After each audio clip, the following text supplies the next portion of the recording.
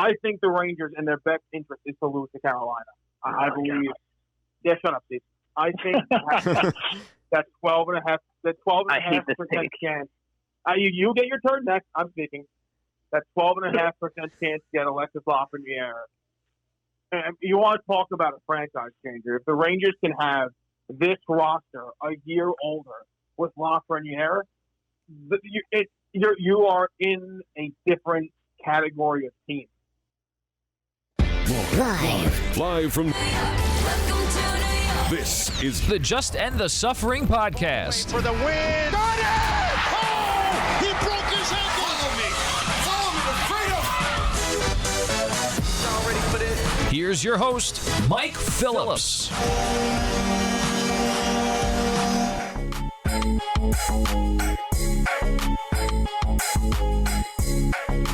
What is up, everybody? Welcome to the latest episode of the Just End the Suffering podcast, featuring your sports talk from a long-suffering fan. It's a bit of a bonus episode. Our regularly scheduled appearance of the baseball beat, we waited a little bit because the St. Louis Cardinals can't get their act together with COVID. We want to talk about the whole league, so we'll see what happens to them when we get there on Thursday.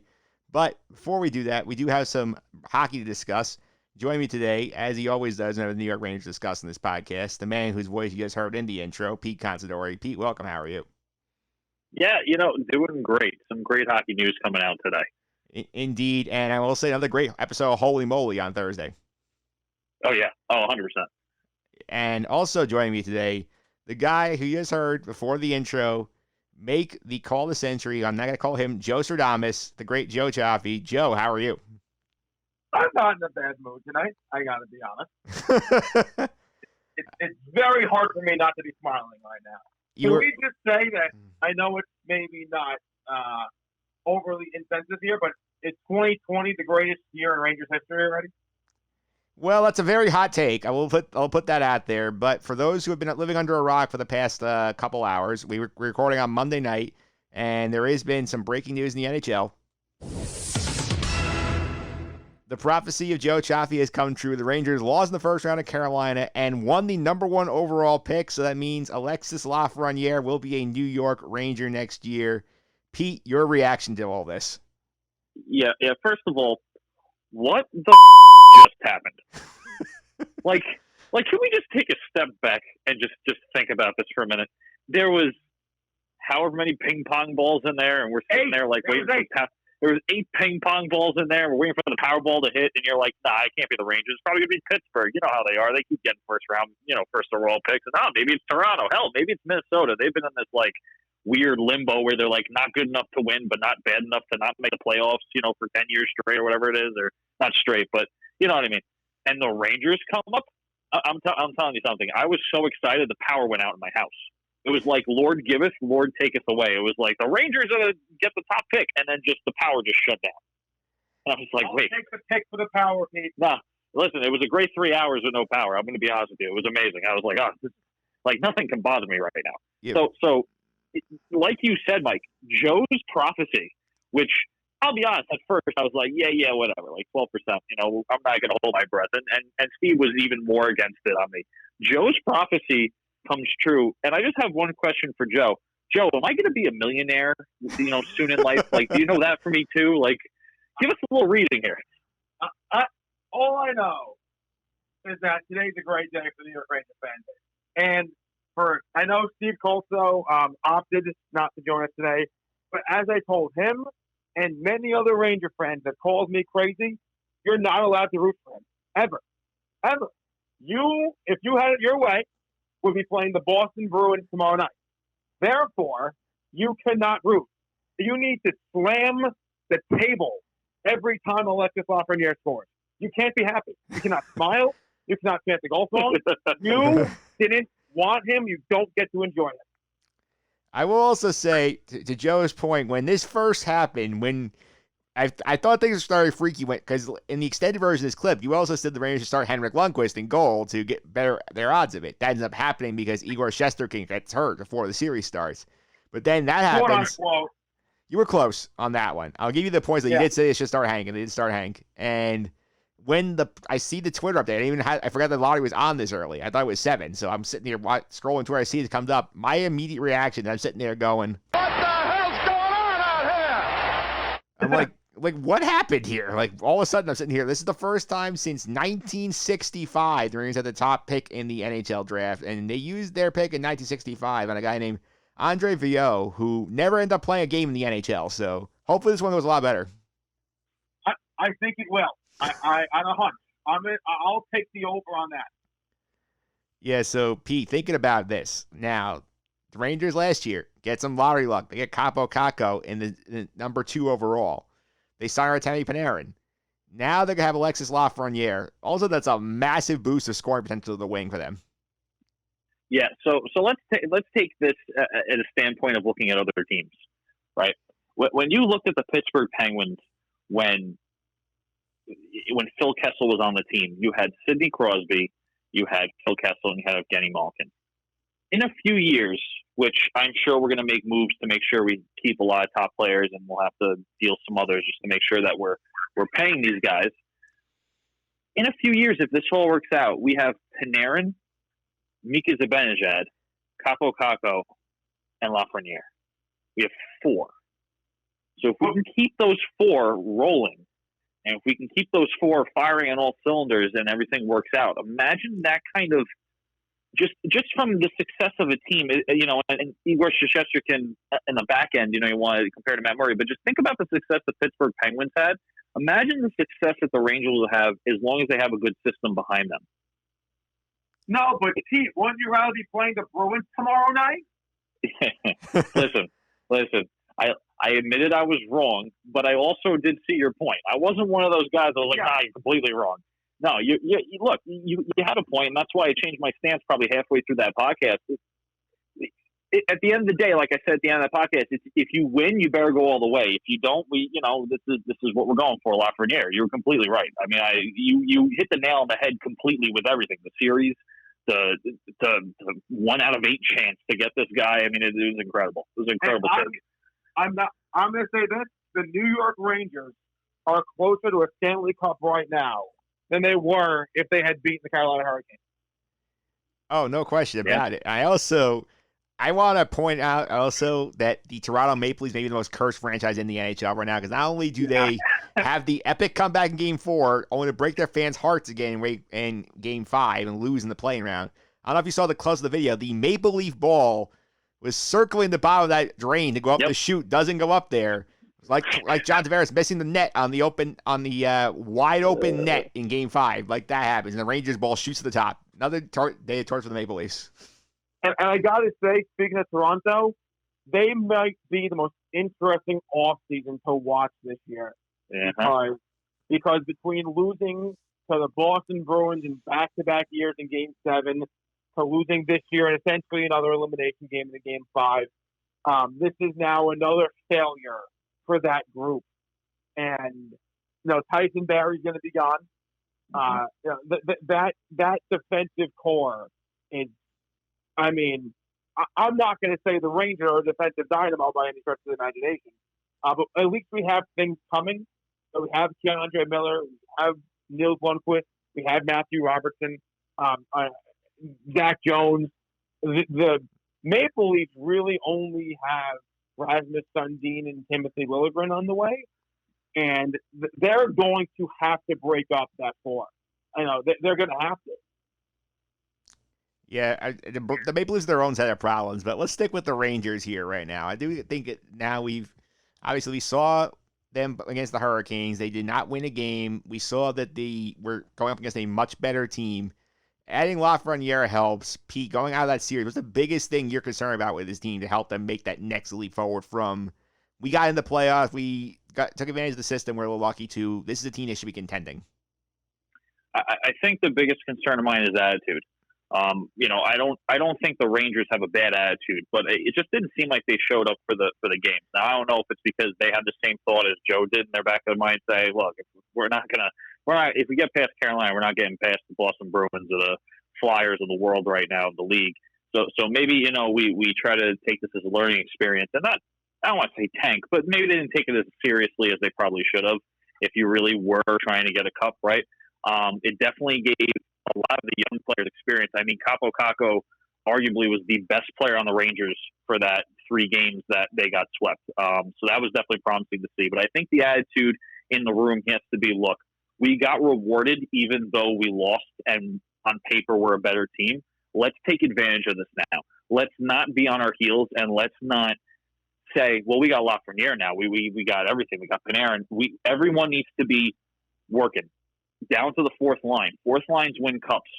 Everyone on that team's got to be grinding hard and playing every single game like they want to be there. And I think the Rangers and David Quinn can make that really a possibility, especially with a good leader in the room. Possibly a captain this next coming season that could take control too as well. That could be a nice leader in the room. Maybe Mika Zibanejad, someone who's vocal, saying, hey, let's not be on our heels right now, even if they're up or whatever. So I think attitude is going to be the main, I don't want to say issue, but the main thing to look at, because on paper they have the talent, they have the speed, they have the grit. So, Joe, how about you? What was your big takeaway out of that series from what we saw on the ice in the 3 games? I'm going to agree with Pete. I think Capo Caco was by far the best Ranger on the ice. I thought Jacob Trouba also had a really nice series. I know he had the turnover to Aho that turned into the Tony DeAngelo goal. But I thought Trouba had a good series. Caco really, really was impressive. You can see he's more assertive. He's more confident. He just looked like a different player. And I think part of that is also just him getting some rest. He played so much for the World Juniors, going right to Rangers training camp, to Traverse City. He didn't stop playing. So to give him a little bit of time, a little bit of break. To me, the biggest surprise was the no-show from Zibanejad and Panarin. I know Panarin had the goal, but they really were just kind of there.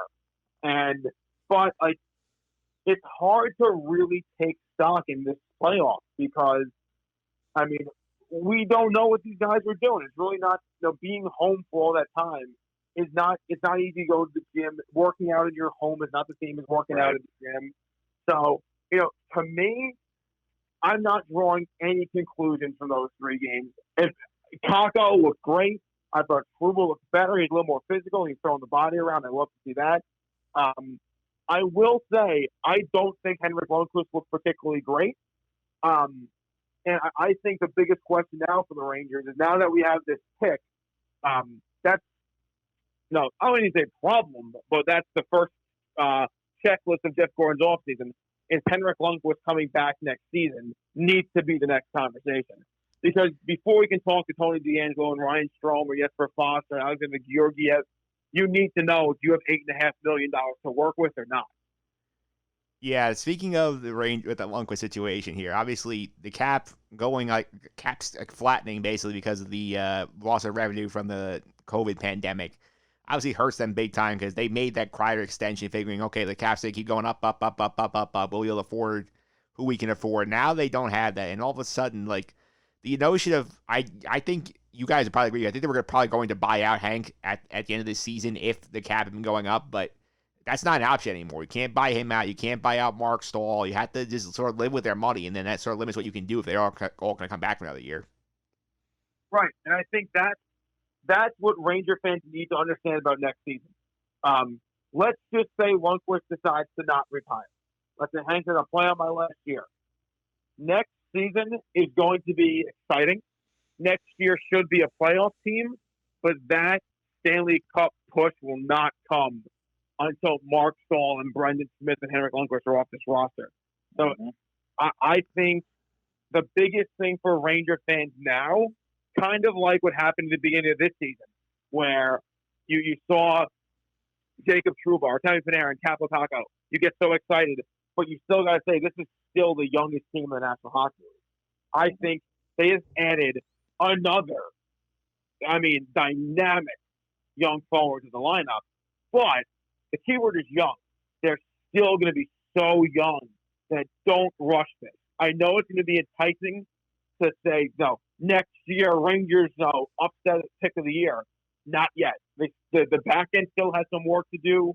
Lundqvist is still a big question mark. I really think we are 2 or 3 years away.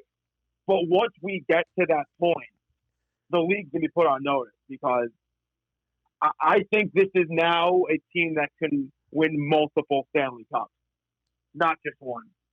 Yeah, also one thing with the money I also want to throw in there as well, Pete, is that the Kevin Shattenkirk buyout also drops from 6.5, I think, next year to 1.1 in the following years. That's another huge chunk of change they're going to be saving once that happens.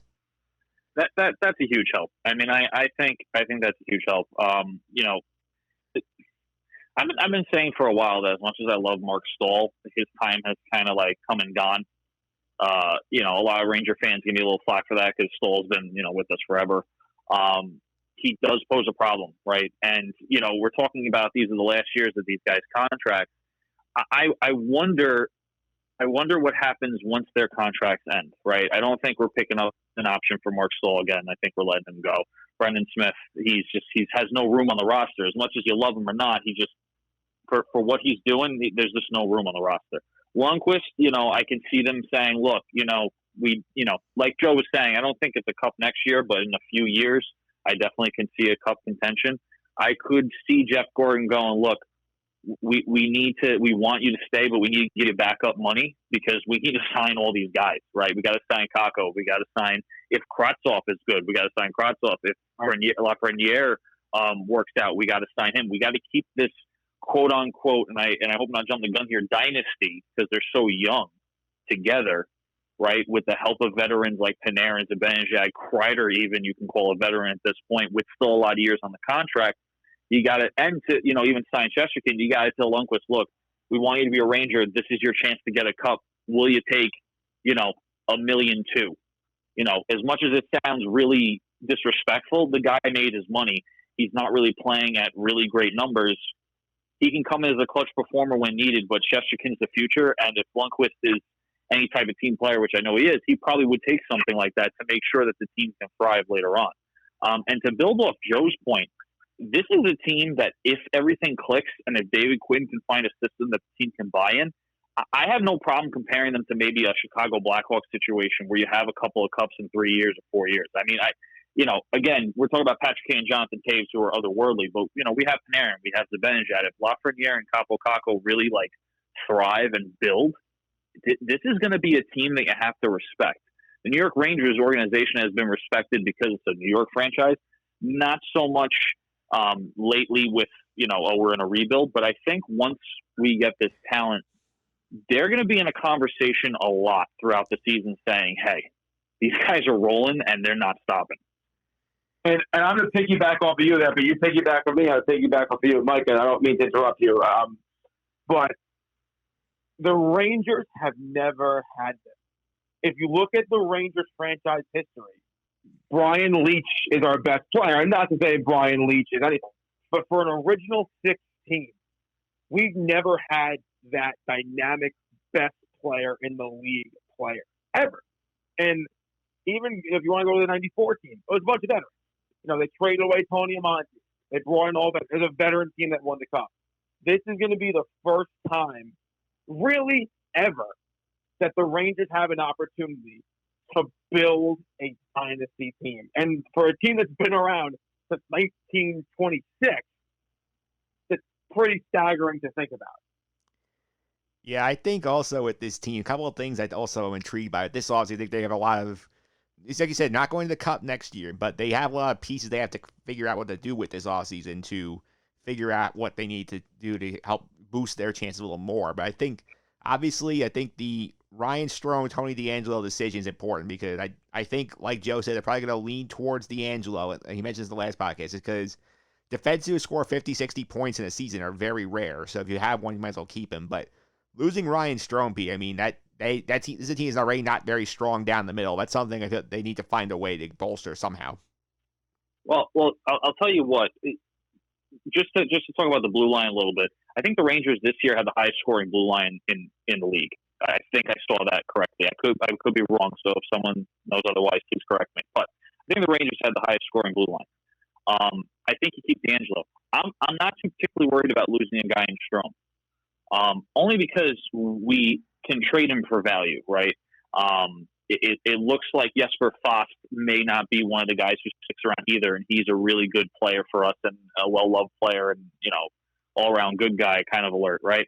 But when you have guys like Vitaly Kravtsov, because I feel like he doesn't get, and I mentioned him before, but I feel like everyone forgets. Like, he was a pick that Jeff Gordon kind of reached for. Everyone was thinking that we were going for, like, Wallstrom, but he reached for Kravtsov. So obviously he saw something in this kid. Now, obviously he's been back and forth between the minor league circuit, loaning to the Russian national team, I believe, or one of the Russian pro teams, and back and forth. He may get his shot. And we also have a lot of depth on the blue line as well, just in case we have to make a play to move D'Angelo, where I'm really not that concerned. As much as I want to keep him because I think a high-scoring blue line would be great for the Rangers' success in their system, we have Keandre Miller coming up the ranks. Libor Hayek really hasn't seen much time, even though he's a strong player. We could probably move D'Angelo for a strong, middle for not D'Angelo price. Right, I'm not looking for the Austin Matthews of the world, but like you can get a strong guy up the middle, even if it's a veteran, just to have him for a few years for D'Angelo, offload that price so you can pay Lafreniere and give a guy like a end of career contract. So I'm not that concerned. Jeff Gordon has made some good moves, but because I piggyback off Joe's and Joe piggybacked off mine, I'm going to piggyback him again. The Rangers have always been this like veteran team, right? The Rangers always have this reputation of their winning teams are guys who have won before, right? Marty St. Louis, Dan Boyle came from Tampa Bay. We went to the Stanley Cup final, right? That didn't work out for us because you're going against the red-hot LA Kings at the time. I mean, the Kings are down, 3-0 in the first round of the playoffs and came back to win. So they were red-hot. This is one of the first times in history, especially for our generation, even my father's generation, where you could say, okay, we're going to build from the ground up, and these guys are going to be with us 10, 15 years, hopefully. And that's something you can't mess up. Jeff Gordon's really got to hone in and go, look, as much as we want to keep Lundqvist or we want to keep D'Angelo or we want to keep Strome, I think the rookies and the prospects that we're getting are a lot more important right now because you have all really good guys locked up for a long time already. So now you got to start looking at pieces that you can move. And if that means both Strome and D'Angelo have to go for some sort of value up the middle, then that's what we have to do. Joe, I'm going to put on the Joe Stradamus hat one more time here. Okay. I think the guy that's going to get moved is Pavel Buchnevich. I think if you look at the complexion of the top 6 moving forward, it's Panarin, it's Kakko, it's Kreider, it's Lafreniere. And Buchnevich is a guy that's going to be due to get paid pretty soon. He's making 3.2 now. I think Buchnevich is the odd man out here. And I think, again, it's not a knock on him, but he's just not Alexis Lafreniere. And he's a guy that has a lot of value. If you wanted to move on from Ryan Strome, per se, you can get a better center than Ryan Strome for Pavel Buchnevich. Maybe not straight up, but if you wanted to attach a second-round pick, a third-round pick, if the Rangers want to get crazy and attach their other first-round pick. And the name to me, and I'm going to go New York making the big swing. There's a guy in Buffalo that has a really good relationship with David Quinn and is very unhappy playing in Buffalo, and his name is Jack Eichel. And if the Rangers can find a way, I mean, if the Rangers really had to part with, let's say Kravtsov, let's say 2 first-rounders, Pavel Buchnevich, and even if you want to give them Ryan Strome also, it's a no-brainer. It's a no-brainer. And I don't know if Jeff Gordon's going to swing for the fences now, but Eichel is unhappy right now in Buffalo. And that's another guy that the Rangers have enough prospects and picks and pieces to put together a really compelling trade package. I don't know if that doesn't happen. Pete, what do you think about that? No, it's funny. Me and Joe were talking about this, I don't know, about a week ago about Eichel. I think you let him simmer, too. So he just said, he's not happy, but I don't know if Jeff Gordon's going to strengthen the fences. Now, the beauty about this is that in a year, we don't have to worry about a Lundqvist, a Stahl, or a Smith contract, right? As much as you want to try to keep Lundqvist, you don't have to at least worry about a Stahl and a Smith contract, all right? Shattenkirk's contract is gone, even though this year is a gift of only 1.1, right? if you can let it simmer and let Jack Eichel really see what's going on in Buffalo, and it's like another year of disappointment, let's say they don't do well next year, you could probably get Jack Eichel for a cheaper price. And what I mean by that is that he's going to be so fed up, he's going to be like, get rid of me.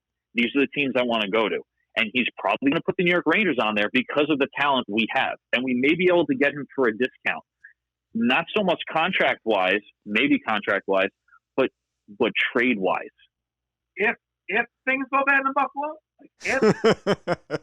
well, look, anything can happen in the NHL, right? Buffalo has this bad reputation of just unorganization. I mean, let's be honest with ourselves. I mean, if they were a more organized team and they were like, look, these are the skills that we need to work on.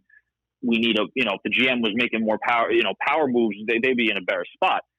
Who knows what happens next season? Maybe they get a taste of the playoffs and Eichel's like, okay, this is actually paying off. All this work that we're doing is paying off, and he may stay. But if let's say they just miss the playoffs, or if they come in one of the dead last teams again, I can see Eichel going, no, you got to get rid of me. I can't do this anymore. I'm too good for this. I mean, Eichel had a problem with their first coach when he first came in. They switched coaches. Now it's just an organization thing where I think he wants out at some point because he knows he can win somewhere else. And even so, we can probably package Georgiev in with a Buffalo deal and make it even cheaper, right? We can probably not get rid of Strome and say, hey, look, your goaltending is subpar. How about Georgiev, 2 second-round picks, and Buchnevich for Eichel? Maybe even some cash. I mean, depending on what we have. Because don't forget, we have room to work with. Kakko's got two more years on his entry level. Lafreniere is going to have 3 years on his entry level next year. So we have some room to work with it and figure out the logistics and have Eichel sit or give cash if we need to or give away better players so that we can make this kind of big group of just talent. Yeah, while you guys are talking about this, I did look up Jack Eichel's contract. He's in the middle of an 8-year, $80 million extension with the Buffalo Sabres. It's his second year of that deal. So right now, there's 6 more years at $10 million on the cap with that. So you have to get creative with the money to make that work. But as you said, that might be something you could think about next year after all that money from the other guys comes off. Well, Mike, I'm going to make the case. Here's how you can make that work right now. He makes 10. The Rangers right now have about $14 million in cap space, I believe. That's about right. Davis is 3. So that's a little bit. Georgiev is 1. That's another. That's 4. And then even if you don't trade Strome, if you get Eichel, you're not re-signing Strome. So out of that $14 million, let's just say Georgiev, Buchnevich, and picks and prospects and nothing else in the salary. That's 4 going out, 10 coming in, so that's $6 million. So 14 minus 6 is 8. Do you have $8 million to sign D'Angelo? You can do it. So I don't think the money, especially if Lundqvist retires. If Lundqvist retires, it's an easy swap. Lundqvist plus Buchnevich is Eichel, plus more. I think you could make that work this offseason. And if you're going to be financially cap-strapped for just 1 year, because another thing, you're going to have, like we said, Eichel entry level, Kakko entry level, Keandre Miller's in the entry level. You're going to have a lot of entry level contracts for a while. So I think if they wanted to swing for the fences, they want, we got Lafreniere, Eichel's unhappy right now, let's go for it. I think they can make it work. Definitely an interesting play because, obviously, if you get an Eichel in here, your top 6 is set for about a decade if you play the cap right. That is just figuring out your bottom 2 lines and getting your blue line worked out, and then you could have something very scary on your hands. And you also have, you have Garcia, you have Morgan Barron, you have Brendan Lemieux, you have guys, and they just signed that kid Justin Richards out of Minnesota that defensively is supposed to be a wizard. I mean, they have some bottom 6 guys in the pipeline as well, which I think Gordon doesn't get enough credit for. Not only has he gone out and at the top, getting Garcia, signing some college free agents, bringing in Brendan Lemieux last year. He has built a team top to bottom. And if the Rangers want to swing for the fences and just put the cherry on top, call Buffalo, because there's a new GM in town, Botterill's out. If you want to wipe the slate clean, get rid of that $10 million, just start over for the 18th time in Buffalo in the past 18 years. Eichel's going to want to come here to this win, and the Rangers have the prospect capital and the draft capital to make, and the young talent capital to make it happen. Can I? Sorry, Joe. No, if you have to part with Philip Hedl, get Jack Eichel, done. Sorry, you got me. No, yeah. So can I just? I was just thinking about this because another team that has this issue right now is the Toronto Maple Leafs. Right. Toronto Maple Leafs are desperately in need for a blue line and probably goaltending because who knows how long Anderson is going to be. He's a UFA stable. After right, but even if they re-sign him, how long he'll be stable? I mean, he let some not softies, but I feel like he had a lot of stoppable saves in that play around that could have swung momentum. But anyway, I digress. What if we make a play if Kyle Dubas is looking to switch things up? Because, like you said, Toronto, Mike, you said at the beginning, Toronto has just been bad luck central for the past 15 years. It's either they don't make the playoffs or they're out in the first round. What if we try to make a deal with the Leafs? Well, on paper, I love the thought, but the guy I would want from Toronto is William Nylander. He's only making $6.9 million for like 4 more years, and he only plays like he's not really a true center. And that's obviously Mitch Marner's a true center. I don't know if I'm touching Marner at 11. Granted, no, Eichel makes 10, but that $1 million is a salary. Oh, it's a huge difference. If the one problem, again, it's just they don't have the center to trade the Rangers at a number I'd be comfortable with. And let's just say if Nylander was a center, D'Angelo for Nylander makes perfect sense. Or if Lafreniere was a center and you say, let's go get a wing for him, it makes all the sense in the world. Yeah. I just don't see that center there.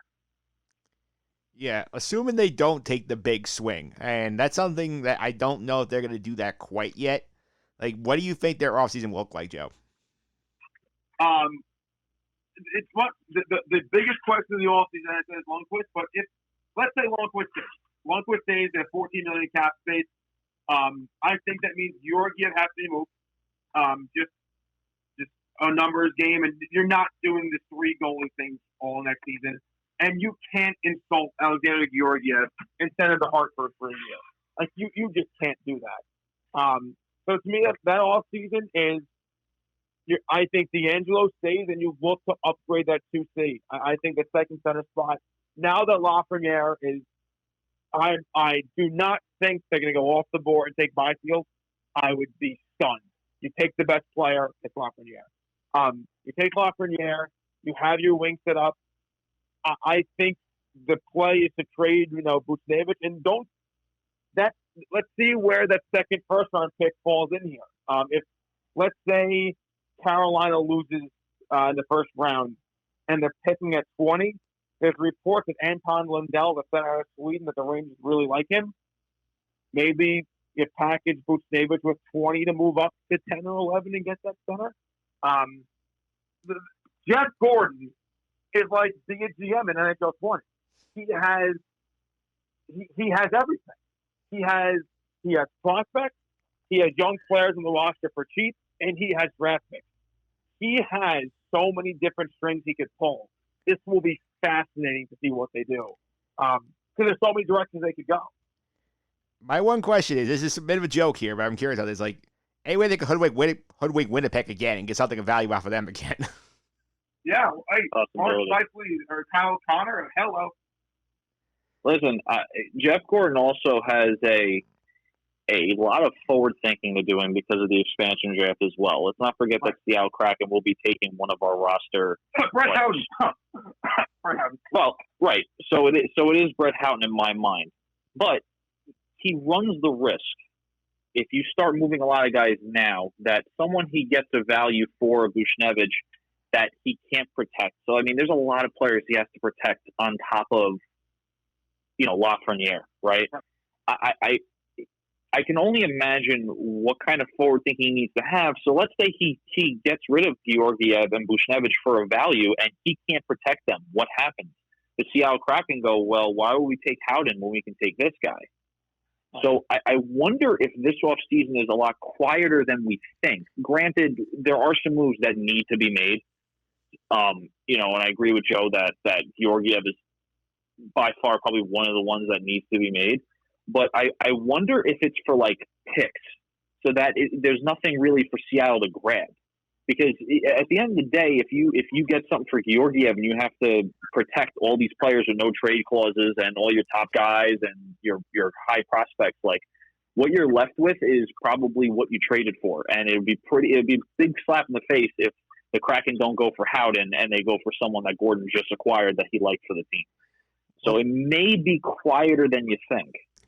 Well, we also need to know what the expansion draft rules are. Because if they operate similar to what the Vegas rules were, the Rangers are benefiting from the fact they're so young because they won't have to naturally protect guys like Adam Fox or Kakko or Lafreniere or Hedl or stuff like guys like that. They really have to protect their goaltender, who's Misha Sturkin, your big guys like your Panarins, your Zibanejad, your Kreiders, based on the way the composition of the roster is right now, like Brett Howden is one of the top guys they could get, and that could fluctuate a little bit if you bring in one big guy, and but then again, you're not protecting Pavel Buchnevich. That's something else you could have to factor in there. Right. Now, I think that today changes everything for Jeff Gordon. Everything. I mean, we kind of said before, he went. I'm going to assume, I don't know this, I'm not in the draft room, the Rangers have been running mock drafts for months, that they were slotted in at 10, 11, 12. You can't assume that you're getting number one. You just can't do that. Now, that draft room is very different. And, when Jeff Gordon and John Davidson sit down to project next year's roster, all of a sudden, they have a top 9 winger. I want to say 6, but let's just be a top 9 winger. They did not plan on having that will make the roster. Like, there's no way Lafreniere is not on the roster. So they have to do a little bit of gymnastics here now to see who's the odd man out. But the fact that they're going to get this skilled of a player on an ELC for 3 years, on top of the quote-unquote salary cap issues they're having right now, makes their jobs a lot easier. Because they just got a guy that's going to put up, you would hope, 40 points next year for nothing. Yeah, this is all very fascinating stuff. I'm going to be very intrigued to see how this all goes for the Rangers this offseason. Guys, I want to thank you for coming on, and appreciate spending a few minutes with me discussing the immediate fall of this Lafreniere thing. A very exciting day for Rangers fans. A very exciting day for me because how would take my mind out the fact that my baseball team lost by nearly 2 touchdowns to the Washington baseball team. What about Marcus Stroman? Don't remind me about that one either. Well, let's just also thank Stephen Colwell coming on today and defending his case for the New York Rangers to really. It's really a shame that they're not playing the Boston Bruins tomorrow night. I'm really upset about that. Hey, you know what? I think you got to get over it. You got a chance to build a dynasty here. Bruins in 4. Yeah, the Bruins would have swept them, no question, because we saw how they played against Carolina. That team, Carolina was just too good for them, and the Bruins are better than Carolina by a lot. I mean, and that's the thing that we're a cup. We're not a cup team. We're closer today than we were if we're still playing Boston. And I think if you're a Ranger fan today and you're not smiling, consider watching golf or something. I don't know what to tell you. Hey, the PGA Championship was exciting this weekend, Joe. I'm sure Dan DiMartini had a great weekend. He did. I even watched the end of it. I was impressed. Colin Morikawa had a hell of a run there. I'm not a big golf guy, but there was that young guy that's a beefy dude. He got a weird name. He looked pretty good. Yeah, he was pretty good. I want to thank you guys for coming on. Give you a chance to plug your social medias. Pete, how about you? You can follow me on Twitter at PJ Consadori 29 and Instagram PeterJ392. All right, Joe, how about you?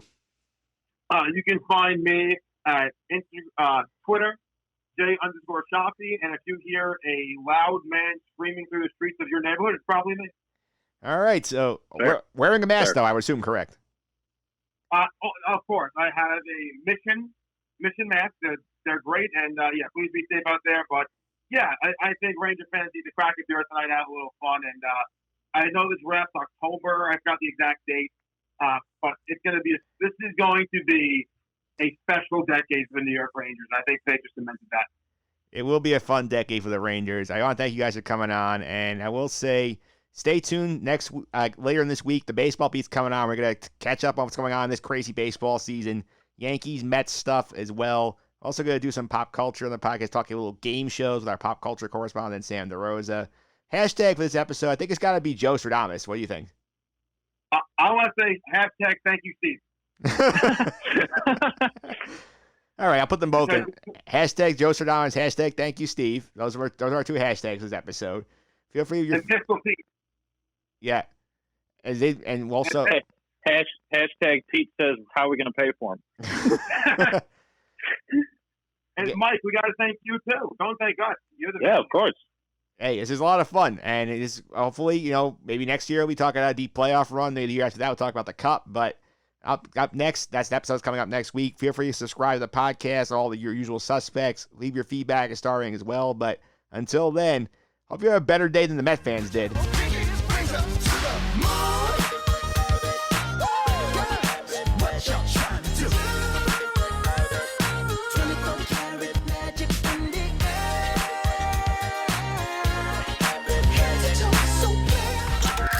This has been the Just End the Suffering podcast. I'm out.